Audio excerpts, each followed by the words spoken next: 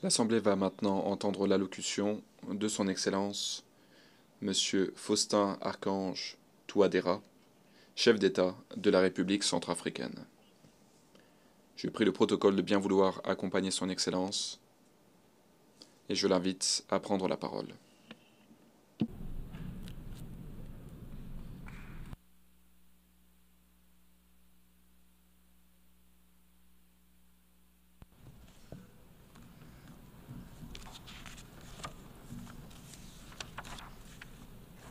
Monsieur le Président de l'Assemblée générale, Excellences, Mesdames et Messieurs les chefs d'État et de gouvernement,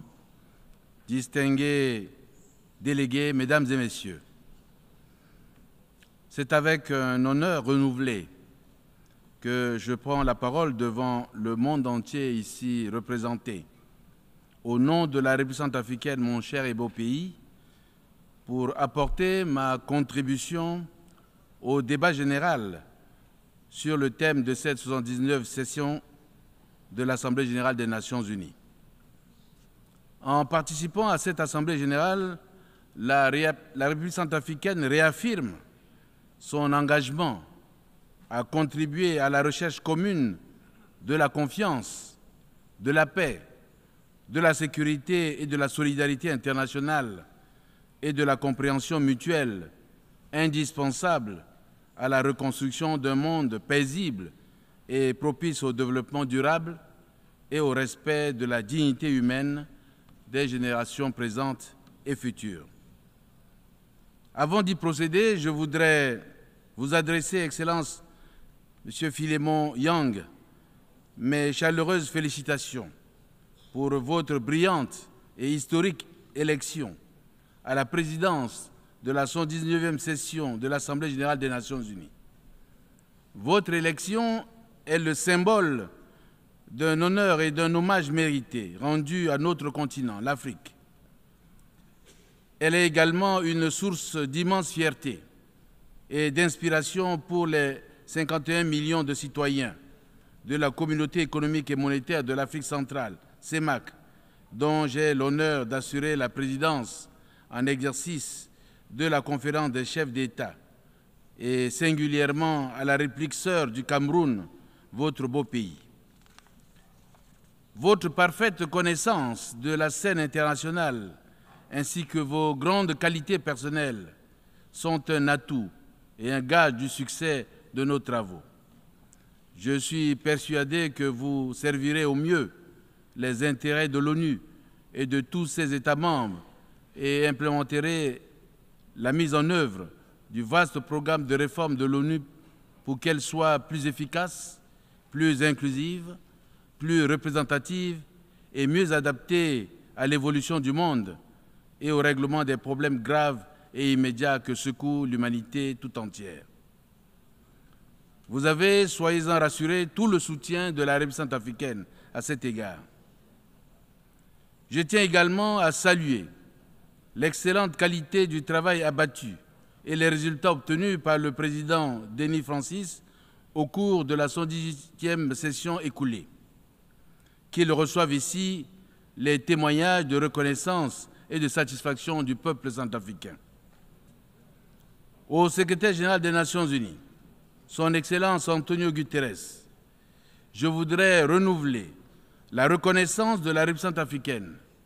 et le plein soutien de son gouvernement à ces différentes initiatives visant à faire de l'ONU, plus que jamais, un lieu où se développent et s'harmonisent les efforts des nations. Comme vous le savez, le 30 juillet dernier, le Conseil de sécurité des Nations unies a décidé de la levée totale de l'embargo injuste, illégitime et inique sur les armes imposé aux forces armées centrafricaines et qui a causé au pays une décennie durant tant de préjudices irréparables. Du haut de cette tribune, j'exprime la gratitude du peuple centrafricain au Conseil de sécurité des Nations unies pour cette sage décision qui, quoique tardive, permet à mon pays de poursuivre ses actions en faveur du rétablissement de la paix et de la sécurité nationale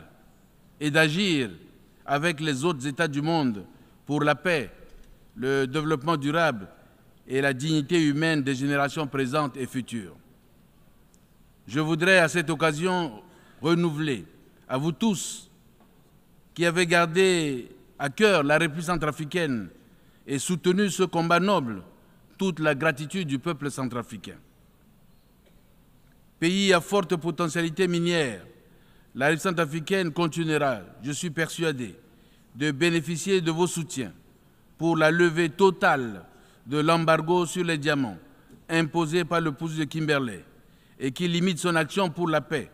le développement durable et la dignité humaine des générations présentes et futures. Monsieur le Président, le thème de cette 79e session de l'Assemblée générale, à savoir « Ne laisser personne de côté, agir ensemble pour la paix, le développement durable et la dignité humaine des générations présentes et futures », contient des recommandations particulièrement importantes qui seront d'un grand poids dans les décisions, dans les discussions pour la réforme de l'architecture mondiale de la paix et de la sécurité et pour l'atteinte des objectifs de développement durable. La paix, nous le savons, est inexorablement liée au développement durable. Malheureusement, alors que nous nous rassemblons chaque année dans cette grande maison du monde ou dans d'autres circonstances aussi importantes les unes que les autres, le monde continue à être confronté à de graves menaces existentielles, devenant ainsi de plus en plus instable et vulnérable. Notre 119e session se tient dans une situation mondiale très turbulente, minée par des crises géopolitiques croissantes, les guerres entre la Russie et l'Ukraine, entre l'Israël et le Hamas, au Soudan et à l'est de la République démocratique du Congo, le terrorisme, la détérioration des conditions économiques qui étouffent la croissance en Afrique, la hausse des prix des carburants. Convaincu que seul le dialogue peut mettre durablement fin à un conflit, la République centrafricaine exhorte les parties en conflit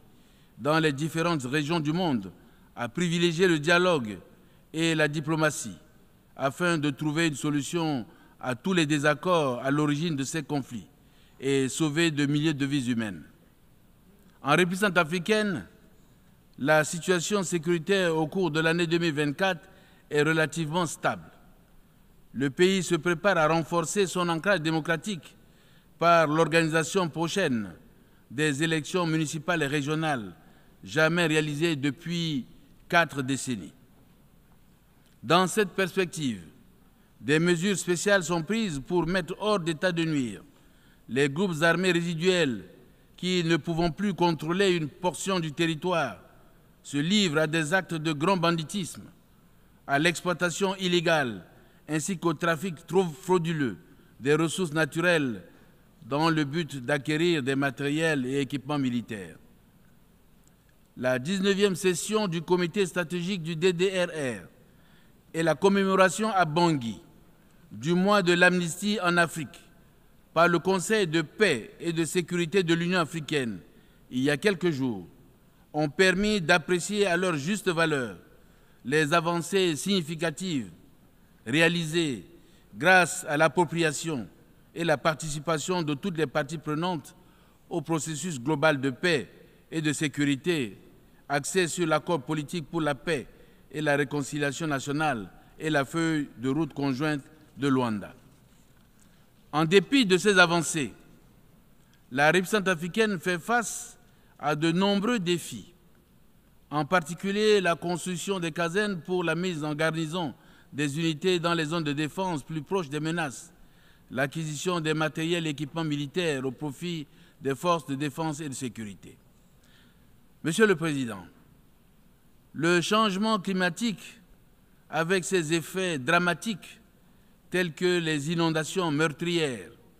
la sécheresse et les gigantesques incendies observés dans le monde entier, présente des risques qui vont de l'insécurité alimentaire et hydrique et de la concurrence pour les ressources naturelles à la perte des moyens de subsistance ainsi qu'au déplacement des populations. Ces risques interdépendants et en cascade peuvent avoir des implications importantes pour la paix, la sécurité et le développement à travers les continents. En Afrique subsaharienne, épicentre des crises humanitaires, les catastrophes environnementales ont entraîné cette année plus de 1000 morts et 4 millions de réfugiés climatiques, ainsi que des dégâts matériels inestimables, particulièrement au Tchad voisin, où le bilan des victimes s'est alourdi après des jours de fortes pluies qui ont provoqué des inondations généralisées et contraint à des évacuations. Je voudrais, du haut de cette tribune des Nations Unies, symbole par excellence de la solidarité humaine, exprimer la solidarité du peuple centrafricain à tous les peuples du monde durement frappés par des catastrophes naturelles. Dans ce monde tourmenté par des conflits sanglants, menacé périodiquement par des phénomènes météorologiques meurtriers et dévastateurs, seuls les pays en développement, rendus pauvres par des siècles d'esclavage, de colonialisme et de néocolonialisme, caractérisés par l'ingérence protéiforme dans leurs affaires intérieures, de l'injustice dans les rémunérations des prix des matières premières, de fortes conditionnalités imposées par l'architecture financière internationale, assistent impuissants aux défis sécuritaires, financiers, économiques, alimentaires et environnementaux. Les promesses de financement en faveur des pays vulnérables tardent à prendre forme et les mesures d'atténuation prises à l'occasion des COP face à la montée inquiétante de la température changent comme la météo, au gré des intérêts politiques, géopolitiques et géostratégiques des grandes puissances. Conscient de la dangerosité du phénomène climatique, mon pays a mis en place des politiques sectorielles dont l'efficacité dépend en partie des financements climatiques encore aléatoires. La République centrafricaine exhorte l'ONU à œuvrer davantage en faveur de la mise en œuvre du nexus climat, paix et développement par la création d'une synergie entre adaptation climatique et consolidation de la paix, afin d'absorber de manière holistique les vulnérabilités liées au changement climatique ainsi que la fragilité et les risques de conflit. Monsieur le Président, le monde se rapproche dangereusement du gouffre. L'architecture actuelle de paix et de sécurité de l'ONU est soumise à des pressions énormes. Les raisons évoquées par l'Afrique au soutien de sa demande légitime de réforme du Conseil de sécurité et d'un droit de veto sont irrésistibles. Un pas vient d'être franchi par les États-Unis d'Amérique qui soutiennent la création de 2 sièges permanents pour l'Afrique au Conseil de sécurité des Nations Unies et d'un siège tournant pour les petits pays insulaires en développement. Cette proposition est certes louable, mais au regard de l'évolution du monde, l'Afrique, longtemps laissée de côté, ne doit se complaire dans une telle proposition qui ne peut s'analyser autrement que par un déni perpétuel du droit de veto. Il est également temps d'accélérer la réforme de la gouvernance de l'architecture financière internationale pour remédier aux inégalités, mobiliser les financements adéquats pour atteindre les ODD, répondre aux besoins de financement des pays en développement, réformer la mise en œuvre et le respect des accords multilatéraux sur l'environnement, afin de concrétiser notre ambition commune de protéger la planète. Monsieur le Président,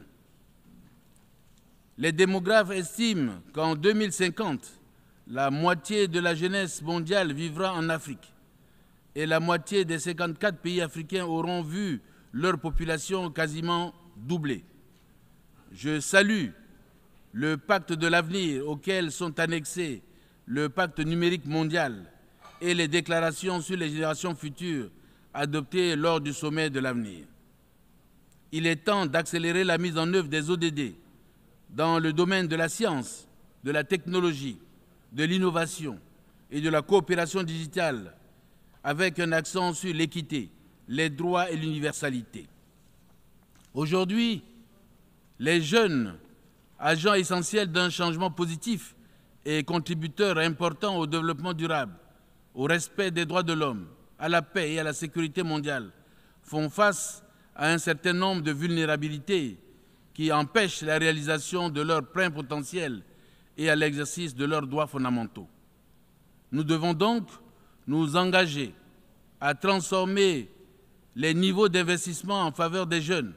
des femmes, des filles et des personnes vivant avec handicap afin de garantir un avenir meilleur pour tous. En ce qui concerne la République centrafricaine,